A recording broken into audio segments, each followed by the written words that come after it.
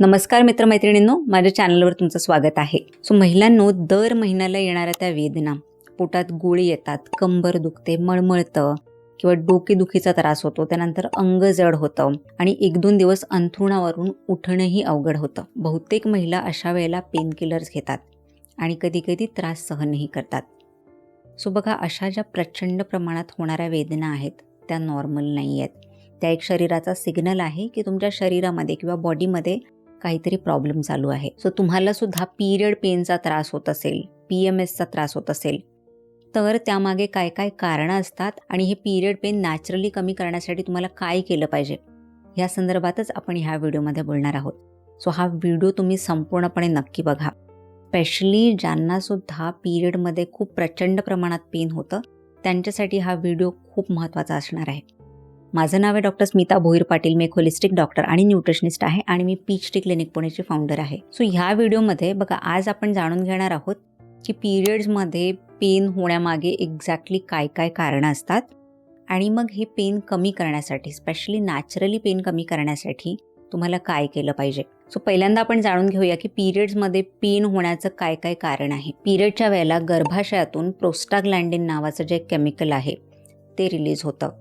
हे जे केमिकल आहे ना, तसं तर म्हणजे प्रत्येक वेळेस पेन होतं तेव्हा रिलीज होतच असतं. स्पेशली पिरियड्स किंवा मासिक पाळीच्या वेळेस सुद्धा जेव्हा हे रिलीज होतं तेव्हा गर्भाशय आकुंचन पावायला सुरुवात होते. आपण ज्याला कॉन्ट्रॅक्शन्स असं म्हणतो. आणि हे जेव्हा कॉन्ट्रॅक्शन्स येतात तेव्हा मग पिरियड्समधलं हळूहळू ब्लड जे आहे ते बाहेर येत असतं.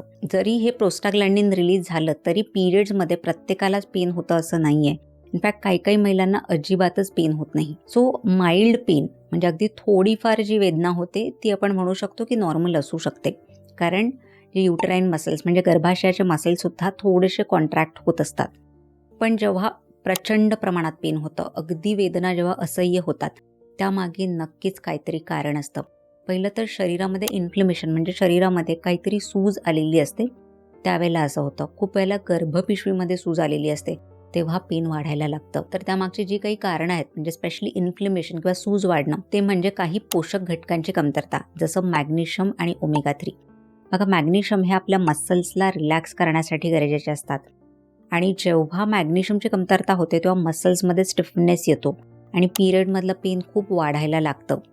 आणि जेव्हा तुम्ही मॅग्नेशियम घेता तेव्हा मसल्स जे आहेत ते रिलॅक्स होतात आणि पेन कमी होतं. त्यानंतर ओमेगा-3 सुद्धा. ओमेगा-3 हे अँटी इन्फ्लेमेटरी आहे, म्हणजे इन्फ्लेमेशन कमी होण्यासाठी, कुठेही इन्फ्लेमेशन असू दे, ते कमी होण्यासाठी ओमेगा-3 हवं असतं. आणि जेव्हा ओमेगा-3 कमी असतं तेव्हा सुद्धा पिरियडमधलं पेन वाढू शकतं. त्यानंतर पुढचं जे कारण आहे ते म्हणजे हॉर्मोनल इम्बॅलन्स. तुमच्या हॉर्मोन्समध्ये स्पेशली इस्ट्रोजन, प्रोजेस्टेरॉन ह्यामध्ये जेव्हा इम्बॅलन्स होतो, इस्ट्रोजन लेवल शरीरामध्ये वाढते, ज्याला इस्ट्रोजन डॉमिनन्स असंही म्हणतात. आणि ह्यामध्ये सुद्धा पिरियडमध्ये प्रचंड प्रमाणात पेन होऊ शकतं. त्यानंतर काही आजार आहेत, स्पेशली PCOD, PCOS, ह्या आजारामध्ये सुद्धा पिरियडमध्ये पेन होऊ शकतं.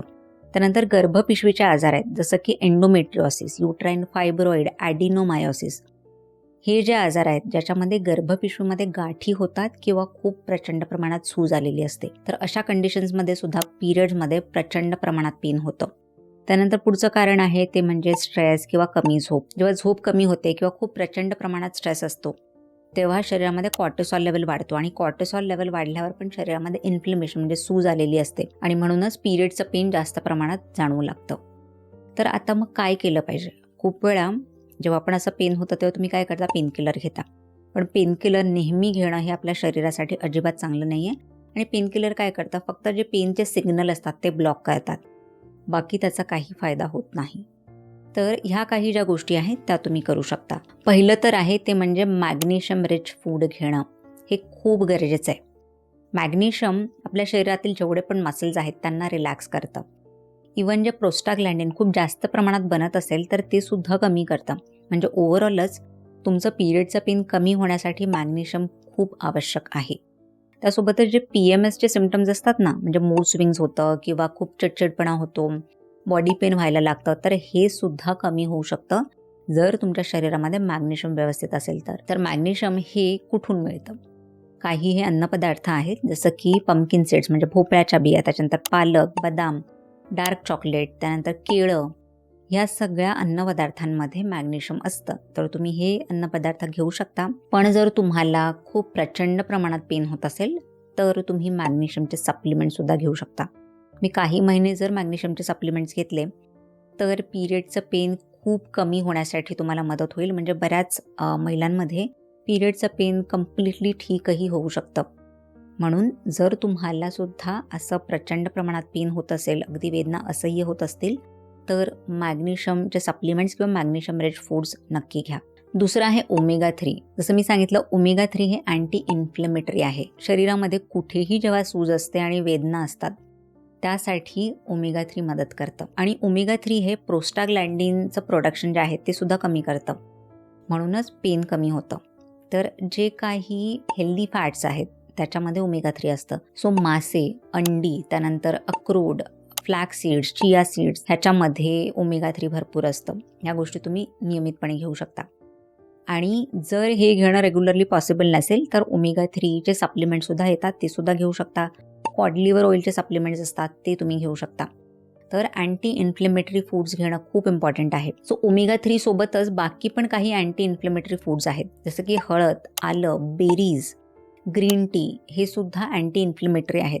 तर तुम्ही ह्या गोष्टीसुद्धा मध्ये मध्ये घेऊ शकता, जेणेकरून शरीरातील सूज कमी होईल आणि पेन कमी होईल. आणि जे पदार्थ ज्याच्यामुळे पेन वाढू शकतं, साखर, प्रोसेस फूड्स, मैदा, अशा गोष्टी तुम्ही टाळल्या पाहिजेत किंवा कम्प्लिटली बंद केल्या पाहिजेत. त्यानंतर तिसरी गोष्ट जी तुम्ही घेतली पाहिजे ती म्हणजे आलं आणि हळद.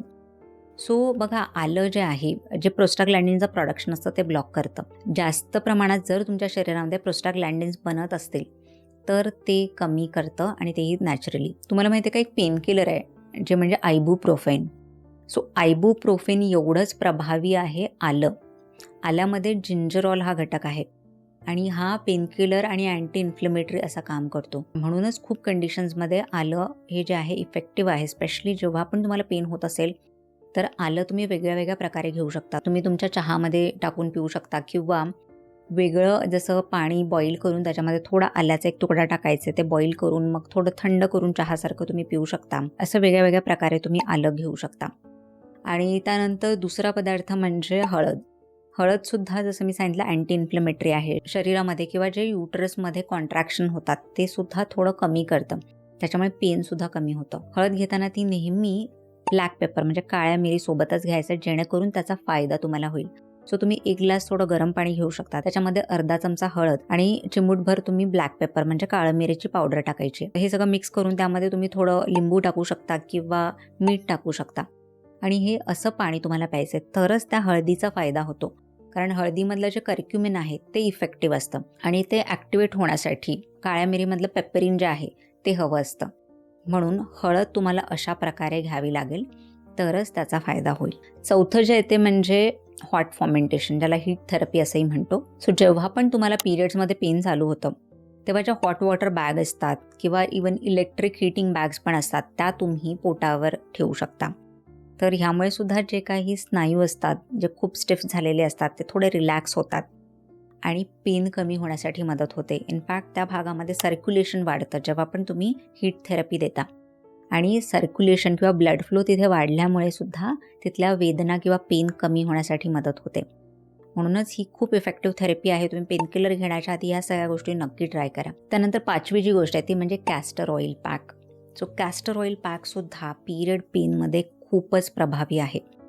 तुम्हाला थोडंसं कॅस्टर ऑइल घ्यायचं म्हणजे एरंडेल तेल, आणि पोटावर हलक्या हाताने तुम्हाला मसाज करायचा आहे, आणि त्यावर तुम्ही हॉट वॉटर बॅग किंवा आपला टॉवेल पण असतो तो गरम पाण्यामध्ये बुडवून मग तो सुद्धा वर ठेवू शकता. कॅस्टर ऑइल किंवा एरंडेल तेल जे आहे ते सुद्धा वेदना कमी करण्यासाठी खूपच फायदेशीर आहे. सो हे कॅस्टर ऑइल जे आहे ते आपल्या स्किन मार्फत थोडंसं शरीरामध्ये अब्झॉर्ब होतं आणि मसल्स, जे काही युट्राईन मसल्स असतात त्यांना रिलॅक्स करतं.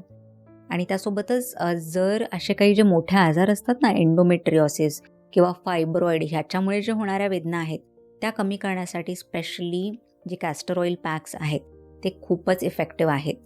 तर तुम्ही हे नक्की ट्राय करा जेव्हा पण तुम्हाला पिरियड्समध्ये अतिशय पेन होत असेल तर. त्यानंतर पुढच्या काही टिप्स मी देईन तुम्हाला की ह्या 5 गोष्टीसोबत अजूनही काही गोष्टी आहेत त्या तुम्ही करू शकता, जसं की रेग्युलरली व्यायाम करणं, योगा सेशन करणं. सो ह्यामुळे सुद्धा जेव्हा तुम्ही स्ट्रेचिंग एक्सरसाइजेस करता किंवा थोडीफार वॉकिंग, जॉगिंग करता, ह्यामध्ये सुद्धा पेन कमी होण्यासाठी मदत होते. खूप जणांना वाटतं की आम्हाला ऑलरेडी खूप पेन होतं आहे, आम्हाला अगदी उठावंसंही वाटत नाही आणि यामध्ये कसं आम्ही एक्सरसाइज करणार. पण रिसर्च असा म्हणतोय की जेव्हा तुम्हाला पेन होतं तेव्हा जर तुम्ही थोडी बॉडीची मूवमेंट केली, थोडं स्ट्रेचिंग एक्सरसाइजेस केले तर पेन लवकर कमी होतं. म्हणूनच तुम्ही योगा किंवा थोडीफार एक्सरसाइज करणं नक्की ट्राय करा. त्यानंतर जर मोठे आजार असतील, तुम्ही ऑलरेडी जर सोनोग्राफी केली आणि तुम्हाला माहिती आहे की तुम्हाला फायब्रॉइडचा त्रास आहे, तुम्हाला एंडोमेट्रियोसिसचा त्रास आहे किंवा PCODचा त्रास आहे, तर ह्यासाठी तुम्हाला प्रॉपर ट्रीटमेंट घ्यावी लागेल. तो पेन जो आहे तो कम्प्लिटली ठीक करण्यासाठी. आणि मग ह्यासाठी तुम्ही होमिओपॅथिक ट्रीटमेंट घेऊ शकता किंवा खूप अशा नॅचरल ट्रीटमेंट्स अवेलेबल आहेत, जेणेकरून PCOD किंवा जे एंडोमेट्रियोसिस आहे हा त्रास तुम्ही रिव्हर्स करू शकता. तुमची गट हेल्थ व्यवस्थित राहणं किंवा स्ट्रेस कमी असणं हे सुद्धा खूप महत्त्वाचं आहे, जेव्हा पण हे पेन अतिप्रमाणात होत असतं तेव्हा. सो ह्या सगळ्या ज्या गोष्टी मी सांगितलेल्या आहेत त्या नक्की फॉलो करा. हे सगळं फॉलो करूनही तुम्हाला जर रिलीफ मिळत नसेल तर मला कमेंट सेक्शनमध्ये जरूर सांगा किंवा मी दिलेला जो क्लिनिकचा नंबर आहे तिथे तुम्ही कॉन्टॅक्ट करू शकता. सो आम्ही जे काही होलिस्टिक ट्रीटमेंट तुम्हाला लागेल त्याबद्दल नक्की सजेस्ट करू, जेणेकरून तुम्हाला पेन जे आहे ते कायमचं ठीक होण्यासाठी मदत होईल. So thank you for watching this video. हा व्हिडिओ जर तुम्हाला इन्फॉर्मेटिव्ह वाटला असेल तर तुम्ही तुमच्या फ्रेंड्स आणि फॅमिली मेंबर्ससोबत सुद्धा नक्की शेअर करा.